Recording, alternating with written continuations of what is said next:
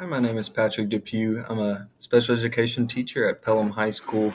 Today, I'm going to walk you through my action research project that explores the effectiveness of targeted reading intervention for high school students receiving special education services. Uh, I work with ninth and 10th grade students at my school, and I noticed a lot of them really struggle with reading, have a hard time in that area. And I did some investigating and found that reading intervention generally stops for all of the students at sixth grade. And so they don't have reading intervention at the secondary level. So many of my students are struggling. They're reading at a kindergarten, first grade, second grade level. Some of them are a little closer to their ninth or 10th grade level, but almost everybody has reading deficiencies and struggles in that area. And so I recognize this is a huge area of need. So I wanted to create something that would address that need that I saw impacting every single class. So to gather some data to see where we were performing, I looked at the most recent ACAP evaluations, which is a standardized test required in Alabama. So I looked at their eighth grade scores, and I didn't want to look so much at their achievement, but I wanted to look at their growth scores to see if they were making progress from year to year. And so I found 17 of my students and looked at their data, and you see here on the screen what category of growth score they fall into. So um, there's a lot, and there's 6 in the 0 to 40% range, 5 right in that middle range, and then 6 in the higher range from 61 to 100. What I found that was really interesting here is that all 5 of the ones who performed in this highest growth range of 81 to 100, each of them were ESL students who received instruction from an ESL teacher. So they were receiving um, fluency support, and that overlaps a lot with reading. So the people who are scoring the highest and having the highest growth, more importantly, are ones who have received targeted intervention for language acquisition.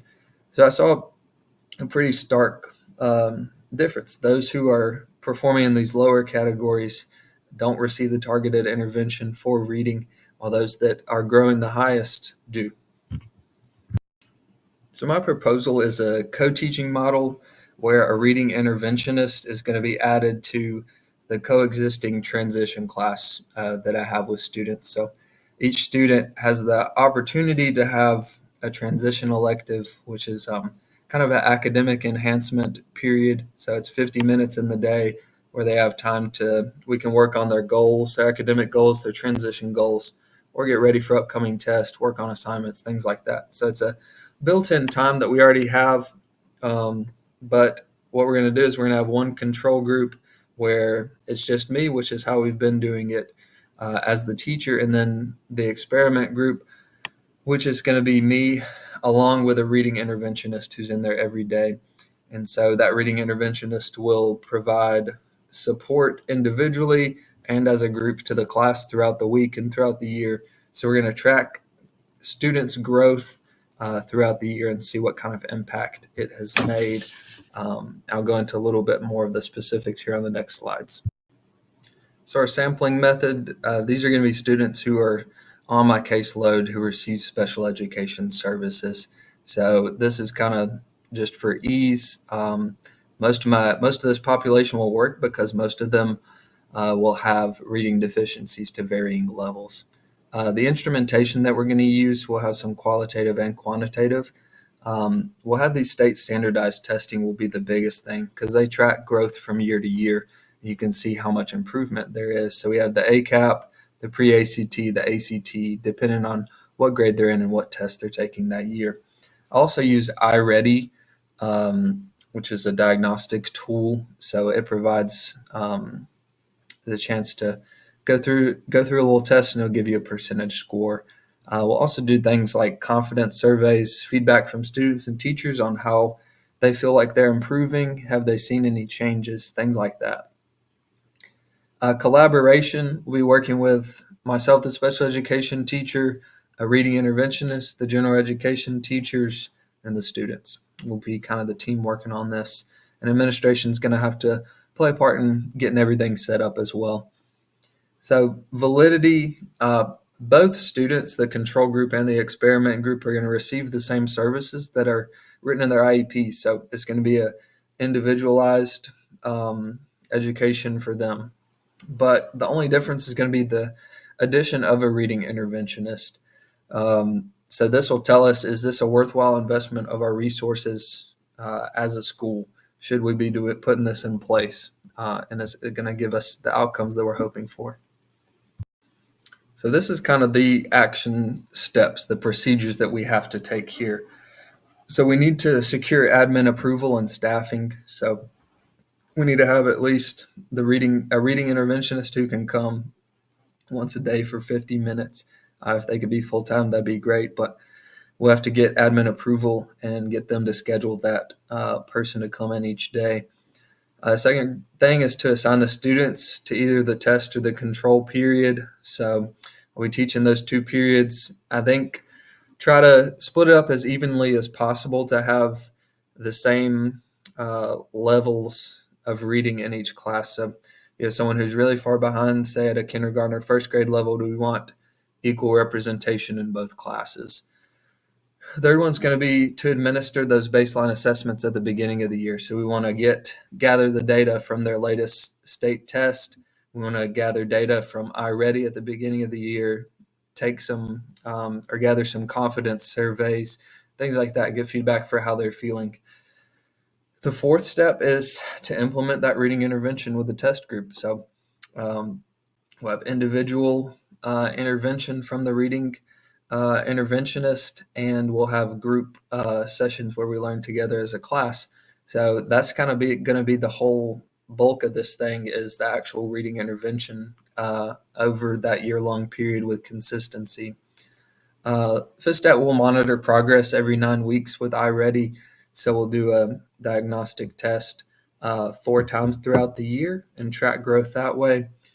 The sixth step is review those additional test scores and grades as they come in. So we'll see how the kid is doing in their classes, but we'll also see as those state test scores come in, we'll gather that data and look at how things are going. And then 7, finally, at the end of the year, we'll analyze all the data and we'll assess the impact of how effective this intervention has been. There's a few ethical considerations. The first one is confidentiality. So students' data is obviously going to be kept private. No names are going to be used in the reporting, and all records are going to be stored securely. The second one is we're working with special populations here who are protected by the IDEA.